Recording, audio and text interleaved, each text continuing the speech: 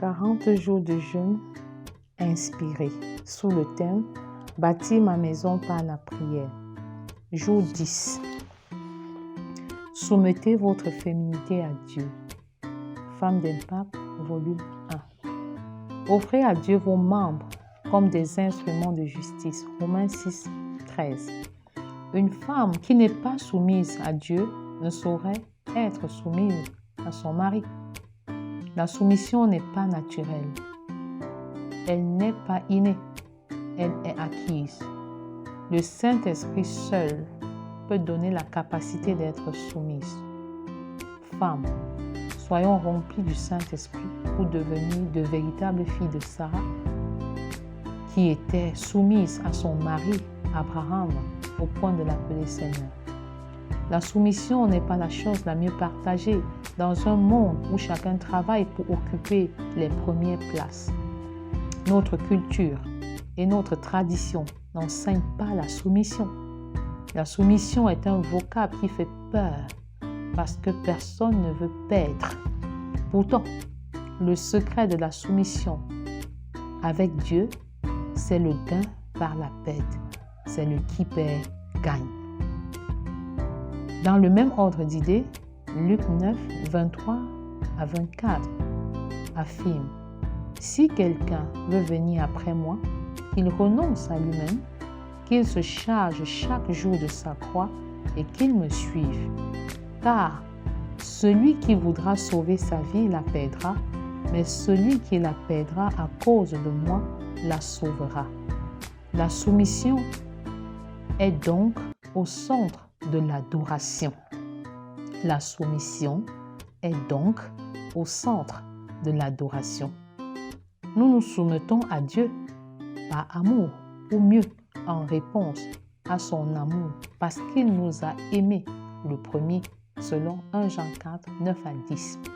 La soumission à Dieu consiste à lui donner notre vie entière par un acte qui s'appelle la consécration, d'après Romains 12, 1.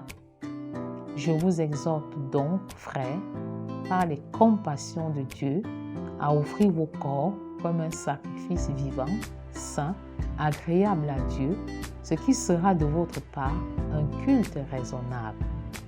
Plus vous êtes consciente de l'amour et du pardon de Dieu, plus vous pouvez vous soumettre à Dieu. La soumission totale à Dieu nous permet de démontrer la puissance du Saint-Esprit dans nos vies. Nous sommes investis de la capacité de surmonter les problèmes et les tentations avec brio. Comme illustration patente des atouts de la soumission à Dieu, Josué a adoré Dieu et lui a soumis son plan de guerre avant de se jeter dans la grande bataille de sa vie. Josué 5, 13 à 15. C'est dire que la grandeur d'une femme se mesure au degré de profondeur de sa soumission à Dieu. La grandeur d'une femme se mesure au degré de profondeur de sa soumission à Dieu. C'est sans doute ce qui explique le choix de Marie comme mère de Jésus-Christ. Elle n'était pas particulièrement nantie ou belle, mais elle était totalement soumise à Dieu. La Bible déclare à cet effet « Je suis la servante du Seigneur, qu'il me soit fait selon ta parole. » Luc 1, 38. Ainsi, sans la soumission à Dieu, il est impossible de réaliser le plan de Dieu pour votre vie. Lorsque vous êtes soumise à Dieu, vous lui rendez un culte raisonnable. Votre féminité lui fait plaisir et votre féminité devient un acte d'adoration. Lorsque vous n'êtes pas soumise à Dieu, votre vie est une course vers le néant. Principe 10. L'adulte spirituel est mort à la louange et aux critiques. L'adulte spirituel est mort à la louange et aux critiques. Prions ensemble. Prions pour les femmes et avec les femmes. Père, je te prie afin de devenir une femme digne, une femme digne de toi et que les produits ne me fassent point défaut.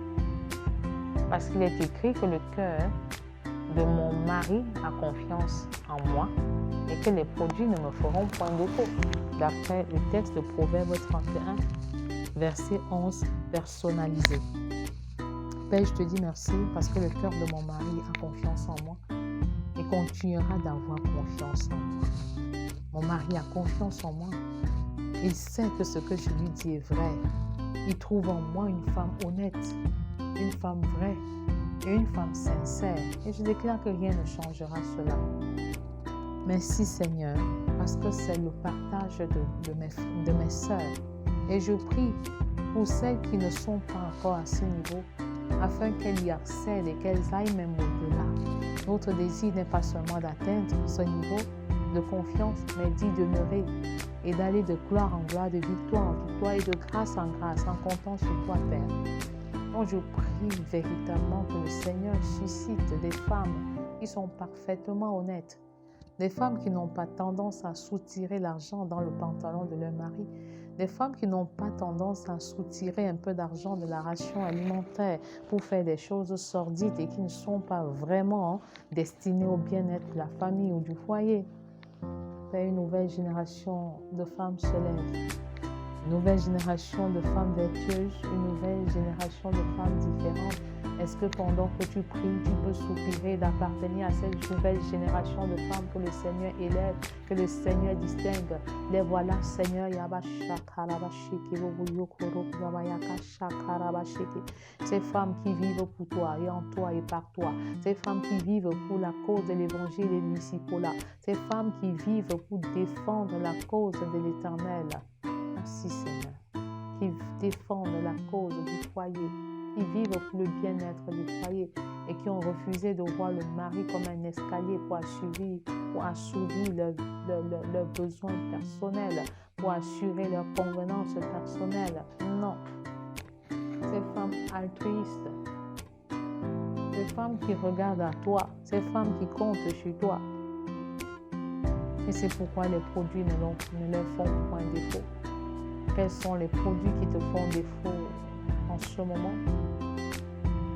Les produits qui te font défaut, tu peux les citer, soit des produits de beauté, soit des produits naturels, des produits à la cuisine, dans ton lieu de service. Dieu est le pourvoyeur par excellence et tu peux lui dire avec assurance quel est ton besoin, avec certitude quel est ton besoin. Mais ne confonds pas besoin et désir. Le Seigneur veut répondre à tes besoins. Tes besoins sont limités, tes désirs sont illimités. Dis-lui quels sont tes besoins. Fais la liste et dépose-la au pied du Maître. Voici mes besoins. Parfois, tu as demandé pendant longtemps à gauche et à droite, tu n'as rien reçu. Tu as demandé à ton mari et puis tu es fatigué de le faire parce que même quand il te donne, il t'insulte en retour, il te méprise en retour, il te manque de respect. Et tu as peur de redemander, Mais souviens-toi que tu as un mari céleste.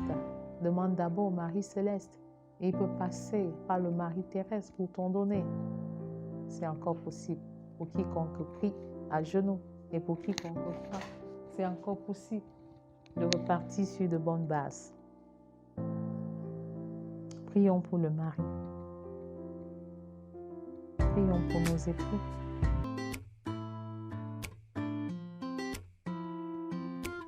Merci Père pour la grâce que tu nous donnes de lever la voix en faveur de nos époux, en faveur des époux de la terre en général. Merci. Je prie pour que le cœur de mon mari ait toujours confiance en moi de manière permanente. Je prie que cela soit une réalité. Parce qu'il est également dit que les produits ne me feront point défaut, parce que le cœur de mon mari a confiance en moi. Je prie pour que ce soit une réalité.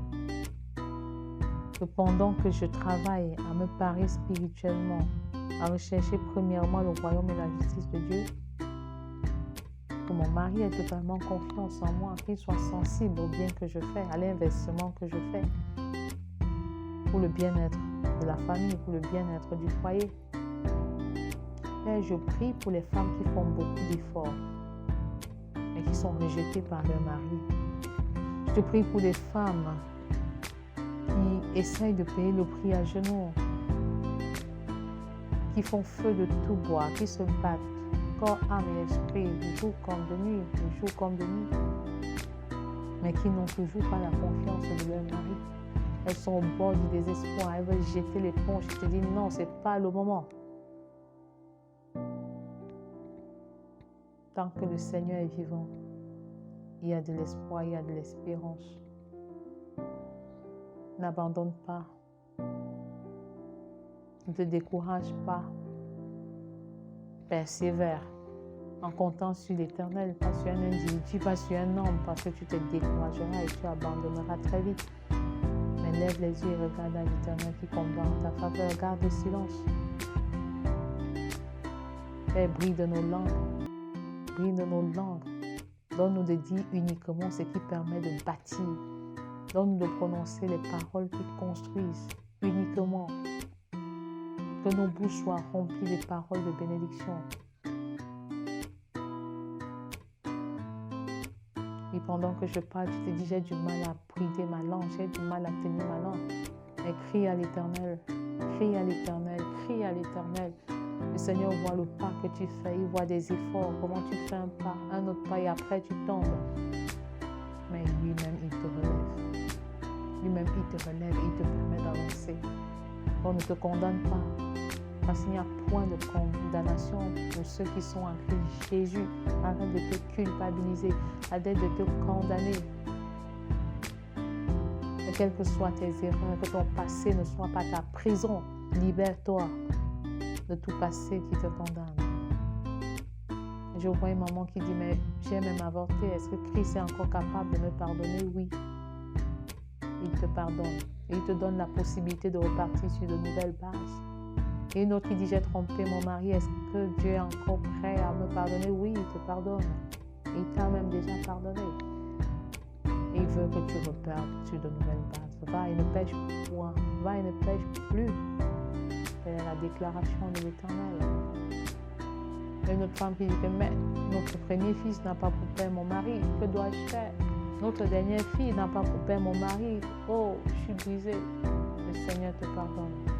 Il te donne le moyen de réparer, de mettre de l'ordre dans la maison avec sagesse, dans le sens de bâtir, de construire, et non dans l'effet inverse.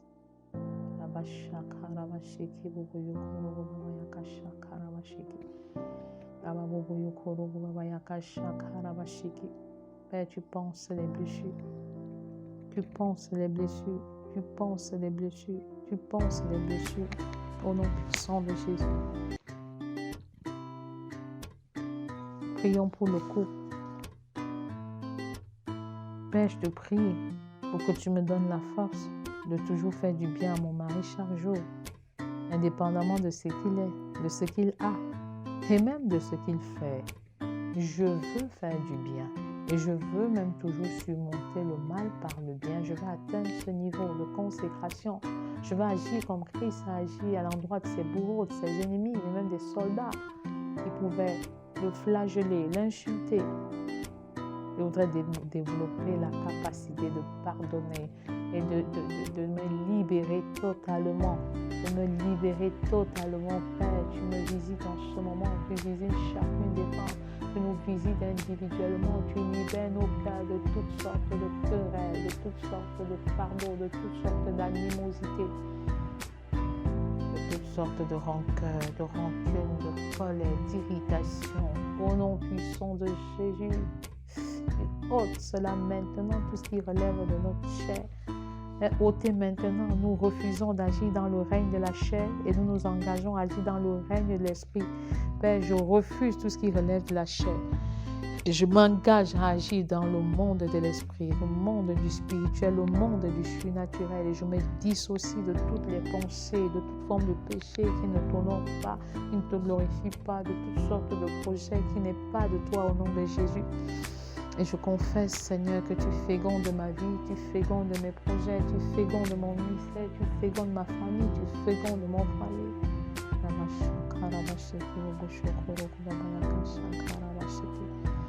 Que l'amour inconditionnel de Romains 5:8 soit mon partage à temps et à contre-temps sous la direction du Saint-Esprit. Mais Dieu prouve son amour envers nous en ce que lorsque nous étions encore des pécheurs, Christ est mort pour nous. Père, merci parce que tu es ma capacité et tu me donnes la capacité d'aimer mon mari, de l'accepter indépendamment de ce qu'il est, de ce qu'il a et de ce qu'il fait. Au nom puissant de Jésus, tu me donnes la capacité d'aimer chacun de mes enfants indépendamment de ce qu'il est, de ce qu'il a et de ce qu'il fait. Au nom de Jésus, tu me donnes la capacité d'aimer mon prochain indépendamment de ce qu'il est, de ce qu'il a et de ce qu'il fait. Au nom de Jésus. Merci Père, que tu purifies ma bouche, parce que dans ma bouche ne déclare que ce que tu as voulu qu'elle déclare. Ma bouche parle de l'abondance de l'onction qui est en moi. Ma bouche déclare ce que tu veux qu'elle déclare. Ma bouche est ta bouche au nom de Jésus.